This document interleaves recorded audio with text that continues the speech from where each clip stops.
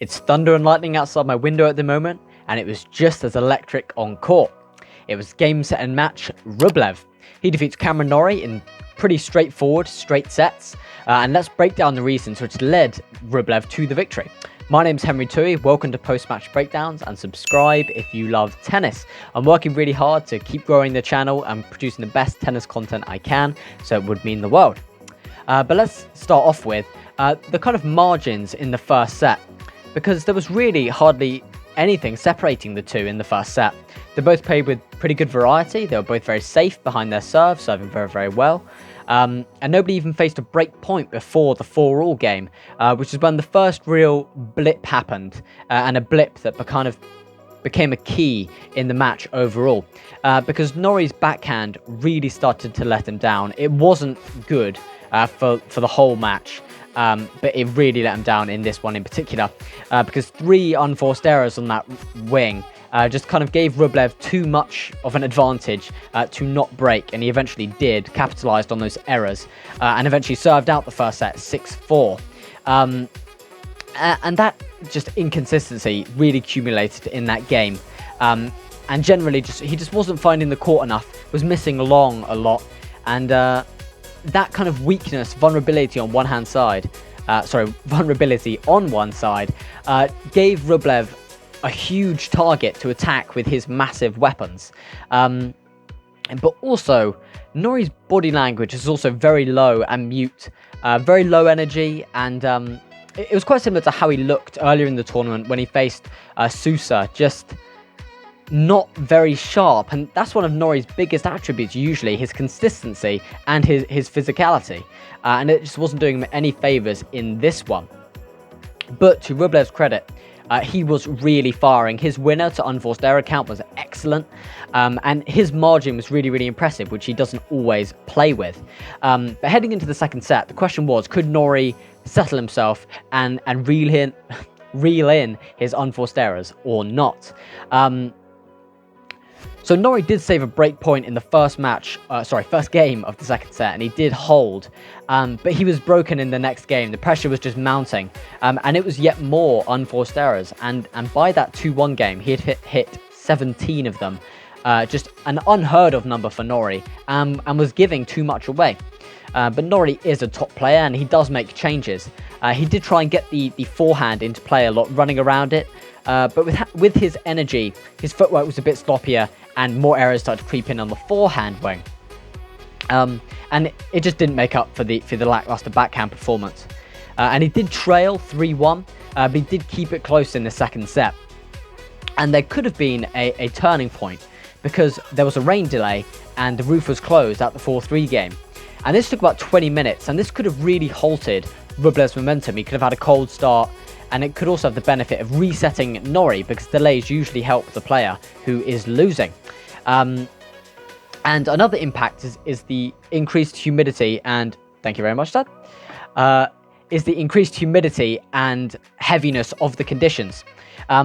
Because Norrie's backhand, as I said, was usually missing long, and due to his technique, he can't really add more spin to dip the ball to get it back into the court. But the conditions slowing down, moisture fluffing up the balls, it could have more or less fixed his backhand as it would land shorter. But unfortunately for Norrie, but very fortunately for RUBLEV, the delay did pass that 15-minute mark, so there was a 3-minute warm-up, and RUBLEV did not lose any rhythm once play had began, because he had a very comfortable service game and led 5-3. And RUBLEV had a chance to eventually serve out the second set, and he came through an extremely tetchy game.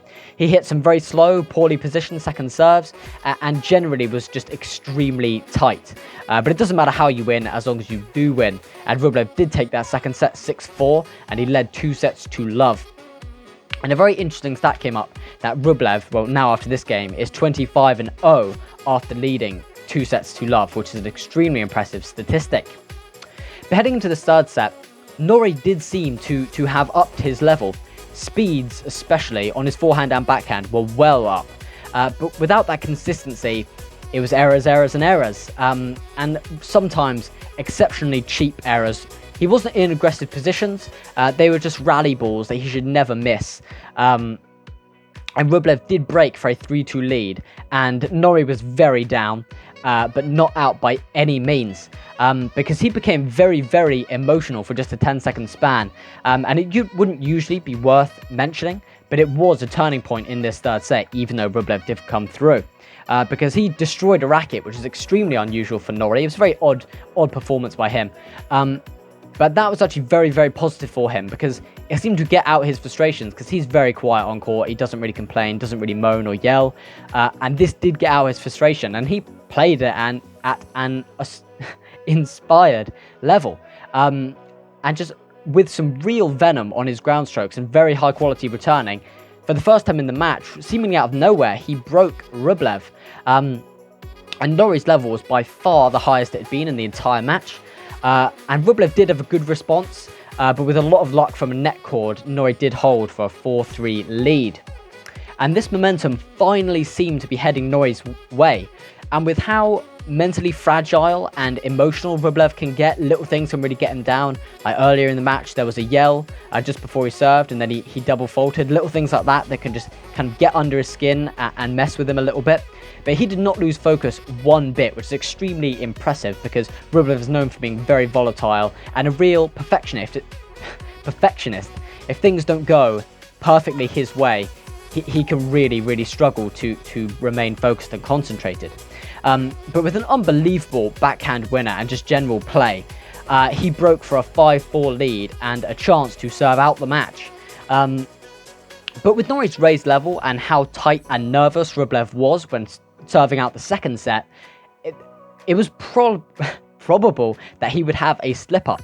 But he started the game with an ace, and from then on it was clear there was no such tightness, and there was really no escape from Rublev's firepower. He took the third set 6-4 and the match 6-4, 6-4, 6-4, a very satisfying scoreline. So overall, as I said, Rublev is now 25-0 when he's 2 sets up in his career, and just what a match he has played here. He now leads the head-to-head 2-1 and is through to the quarterfinals, where he either faces Francis Tiafoe or Rafael Nadal. He has never been past a major quarterfinal, but he has a very, very tough test now with whoever he faces to reach a semi-final. But tough luck for Norrie. His level just was not of the same caliber as Rublev's, and with how inconsistent he was, really didn't give himself enough of a chance. But that wraps up my analysis. A lot of work goes into these videos, so subscribing would mean the world. Thanks for watching, and have a great one. A woomba boy, a woomba boy, a woomba boy, a woomba boy, a woomba boy, a woomba boy, a woomba boy, a woomba boy. On the hard courts, the mighty hard courts, Rublev plays tonight. On the hard courts, the mighty hard courts, Rublev plays tonight. What, what?